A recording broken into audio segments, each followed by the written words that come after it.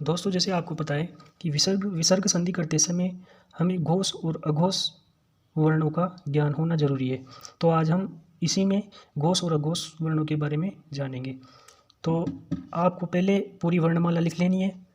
सबसे पहला वर्ग क वर्ग हो गया, च वर्ग हो गया, ट वर्ग हो गया पूरा, और त वर्ग हो गया, प वर्ग हो गया। उसके बाद में य र ल व और श श स और है। तो आपको अगर वर्ग के बारे में लिखना है तो सबसे पहले ऐसे भी पूरा वर्ग बना लेना है। क च ट त प यानी कि कचड़ तब लिख के पूरा वर्ग सामने लिख लेना है। तो उसके बाद में देखते हैं, देखिए पहला और दूसरा जो वर्ण होता है ये होता है अपना अघोष, और तीसरा, चौथा और पांचवा ये होता है घोष।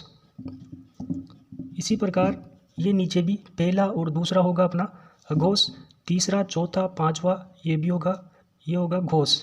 इसी में पहला दूसरा अघोष, तीसरा, चौथा, पांचवा घोष। इसमें पहला दूसरा अघोष होगा, तीसरा, चौथा, पांचवा घोष होगा। इसी में पहला और दूसरा अघोष और तीसरा, चौथा, पांचवा घोष। इसी प्रकार ये आखिरी के जो वर्ण होते हैं ये घोष होते हैं, या इनको सघोष भी बोल सकते हैं। अब नीचे देखो, इसमें ये जो 5 वर्ण है यहाँ तक, ये र ल व और है, ये जो पांचों वर्ण होते हैं ये तो होते हैं घोष, और ये तीनों प्रकार के से ये होते हैं अघोष। तो हम देखेंगे कि कुल घोष और कुल अघोष कितने होते हैं। तो कुल घोषों की संख्या देखें तो टोटल अपने पास 5 वर्ग हैं। 1 2 3 4 और 5 वर्ग अपने पास है। तो प्रत्येक वर्ग में 3 घोष आ रहे हैं।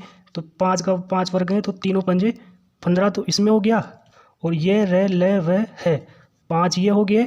और जो 11 स्वर होते हैं संपूर्ण स्वर 11 ये भी घोष में आते हैं। काय में आते हैं?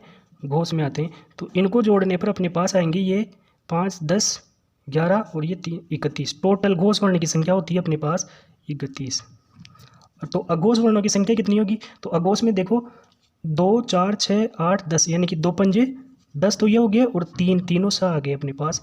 तो 10 और 3 13, यानी कि घोष वर्ण की कुल संख्या होती है 31 और अघोष वर्ण की कुल संख्या होती है 13।